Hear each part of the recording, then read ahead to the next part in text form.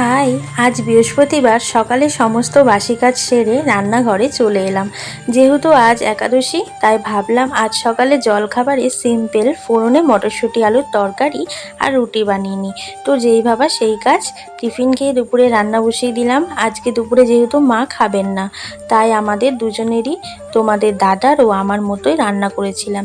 ফুলকপি আলুর চিংড়ি দিয়ে তরকারি ও পটল আলু দিয়ে মাছের ঝোল আর ভেন্ডি আলু ভাজা। রান্না শেষ করে স্নান করে এসে একটু চুল আঁচড়িয়ে সিঁদুর পরে নিলাম।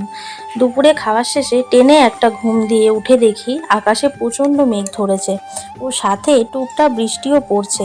আজ দুপুরে রান্নার শেষে একটু পায়েস বানিয়েছিলাম। মাঝের মধ্যে বিকেলবেলা এরকম মিষ্টি কিছু খেতে ইচ্ছা করে, তাই আজ বাড়িতে পায়েসের সব কিছু উপকরণ ছিল। তাই ভাবলাম একটু পায়েস বানিয়ে নেওয়াই যাক, না হলে জিনিসগুলো পড়ে থেকে নষ্ট হবে যে। তো আজ আসি, কাল আসবো আবার নতুন কোনো ভিডিও নিয়ে। সকলে ভালো থেকো, সুস্থ থেকো, টাটা।